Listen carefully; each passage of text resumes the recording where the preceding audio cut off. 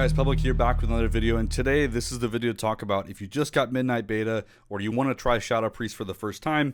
This video is going to kind of cover everything you need to know, just really quick to get started on Shadow Priest in the beta right now. Do a quick overview of what's actually changed between the War Within and now, really just to get you going and get started trying it out. Alright, let's cover the big things with what's new in Midnight. So first and foremost, we have no more Shadow Fiend button. So they've actually removed all of our pets in that sense that are active. So Shadow Fiend, Mindbender, and Void Wraith are all completely passive effects now. So they no longer take up a keybind, which is really nice. They did also replace Devouring Plague with a spell called Shadow Word Madness. In effect, it's more or less the same. It just removed the self-healing component, but otherwise it works exactly the same, just a new name and a new icon. They've also removed Void Bolt. So Void Form is our default cooldown now. There is no more Dark Ascension, so that's been removed. And they've also made it so Void Bolt is not the spell that you get while Void Form is active. Now it's Void Volley. So they took that from the bottom of our tree and now baked it as a part of Void Form. So you get to cast that throughout the Void Form itself. Not as often as Void Bolt, but still, that's a kind of new gameplay loop while you're inside of Void Form. We have lots of really fun new talents that revolve around some of the new stuff we've gotten, including Haunting Shadows that lets shadowy apparitions extend our dots. We have Invoked Nightmare, which is a choice note against Misery that gives Shadow Word Pain, makes it like one of our best spells we have in our kit, where we actually care about our dots again, which is really fun, especially in AoE. We also have things like Tentacle Slam, which is a really, really cool spell. Tentacle Slam is the replacement for Shadow Crash in Midnight.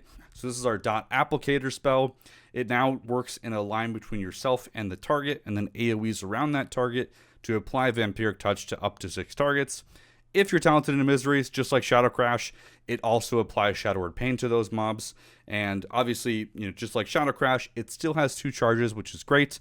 It's definitely a much more rotational button inside of Midnight because of our new Apex talents. If you're not sure what those are, just new nodes added into our spec tree.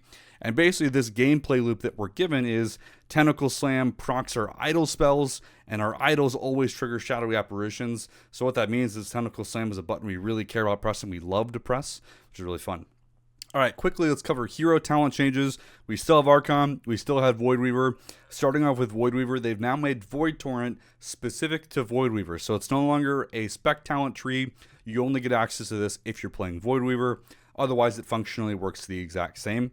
Otherwise, Void Weaver itself is going to look and feel very, very similar. They had a couple new nodes that just give it more damage in the tree itself, including one that buffs Shadow Word Pain damage. That is, again, just kind of nice in general to get not only more damage, but ticking more often as a Void Weaver. With the new Invoke Nightmare talent, just kind of feels very nice. And they also give us some more modifiers for things like Void Torrent and Void Heart itself. But otherwise, Void Weaver is going to feel a lot similar to what we had in the War Within Season 3. They've made a change to Shadowy Insight, so now when you get a Shadowy Insight proc, you get a temporary charge of Mind Blast. So what that means is we can get up to 3 charges of Mind Blast if you're playing all these talents. And with the way that Shadowy Insight procs accumulate, getting more ticks of our Shadow Word Pain gives you more procs. So honestly, the gameplay loop, you're getting lots of Void Blasts. It's not the center of our damage anymore, but overall, it feels really, really good. And obviously, because they made all the changes to Shadow Fiend and all that stuff, they did remove Depth of Shadows. It's now inside the spec tree. What that means for Void Weaver builds is that you always have Void Wraith. Again, totally passive of a talent, but that is no longer a choice node. Alright, switching gears over to Archon. Honestly, Archon still needs some love right now. It's feeling a little bland with all the kind of changes to Void Form. We could use some love there in general.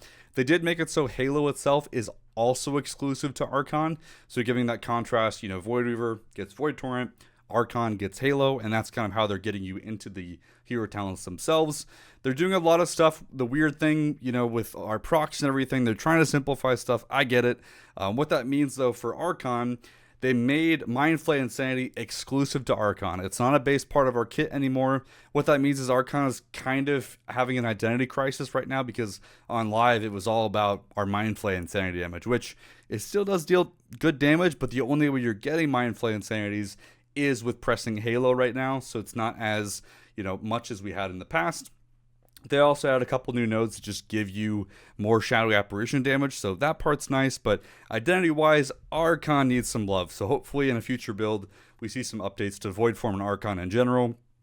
Right now on the beta, a lot of people, including myself, are kind of gravitating towards Void Weaver. I think it's just more fun right now, but Archon plays pretty similar if you really want to get into that. All right, so on the beta, there are basically 2 starting builds that I'll give you, one for Void Weaver, one for Archon.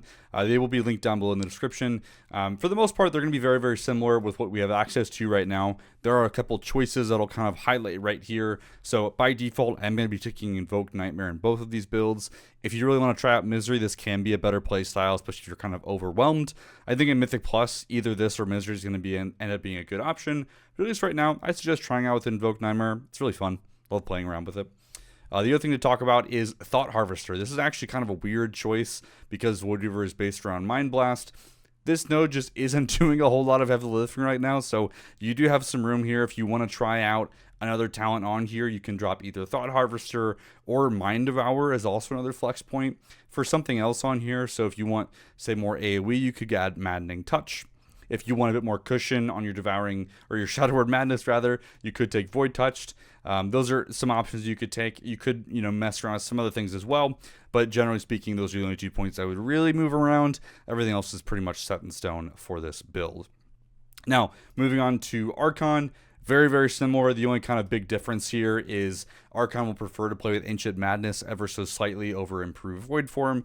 Otherwise, things are the same. So, and the only reason for that is, again, part of this is bugged right now because Improved Void Form, we're getting that Insanity no matter what talent you're picking, but the actual extension of Ancient Madness got nerfed pretty hard right now. It's only ever going to give you about 10 seconds of extra Void Form time by default.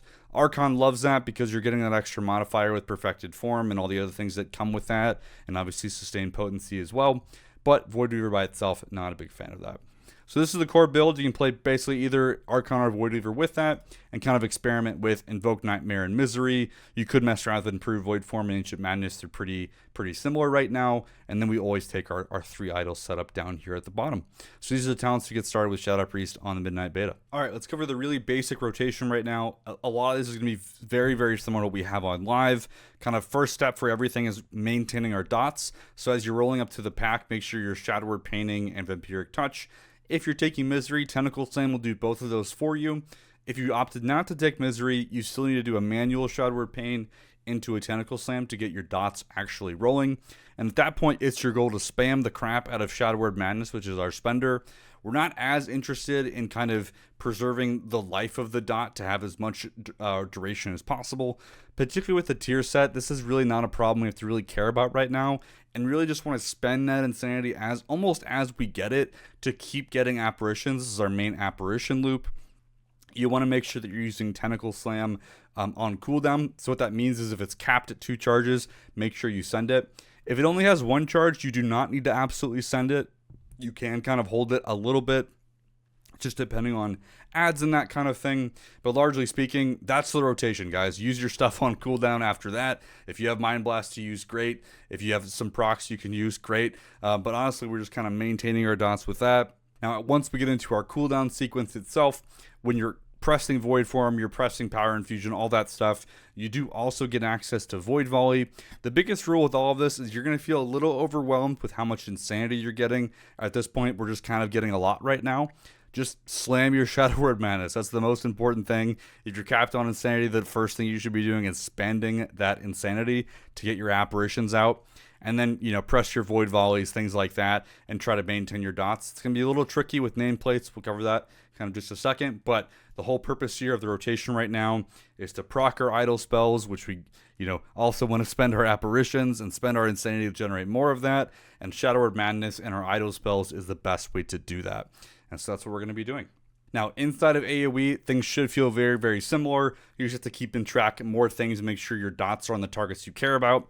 If you're not playing with Misery, you are going to have to manual Shadow Word Pain stuff. I would suggest doing that as you're walking up to the pack. You don't need to be super concerned with having Shadow Word Pain on every single mob, just the most important ones, the highest health mobs. Otherwise, you can use Shadow Word Pain as like a filler.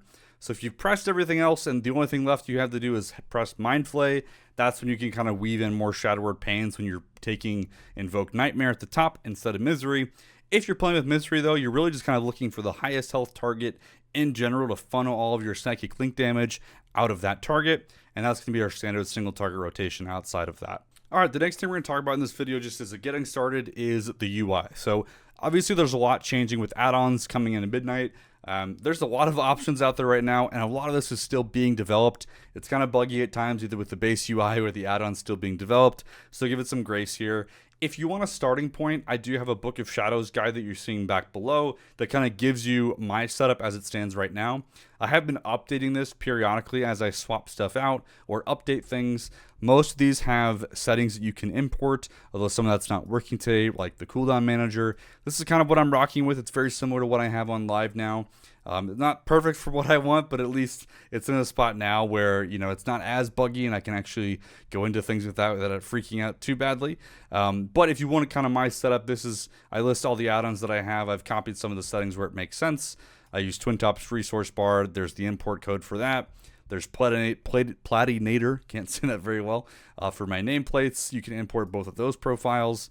Unhalted unit frames is what I'm using currently, and then the clean cooldown manager gives me this kind of nice aesthetic that I have right now. So play around with stuff. This is really, if you're looking for a starting point of something that kind of feels similar to what, you know, I was giving out before, this page is for you. And again, this is linked down in the description below. All right, guys, hopefully this helps you kind of get started with your Shadow Priest in the Midnight Beta. Just a note, you know, Shadow Priest is still in flux. We're likely going to keep seeing changes to a couple things, hopefully Void Form coming soon. But I will say, just in general, playing Void Weaver, haunting apparitions with a really dot spec feel is really back. I think it's really fun. Many bugs do still exist. The bug tracker is linked as always if you want to check out what's up in there right now. Not a whole lot of crazy ones right now, but it is kind of, you know, adjusting some of the scaling of what's happening. And definitely expect more tuning, expect more changes. The game's not coming out officially for a couple months. So, you know, by no means is everything set in stone and final, especially when it comes to tuning of our actual spells and relative tuning for us with other specs and classes. Hopefully this has been helpful. If you haven't seen my other videos, please check them out for more kind of in-depth of what's actually changed. But that's all we have for this video. Thanks for watching.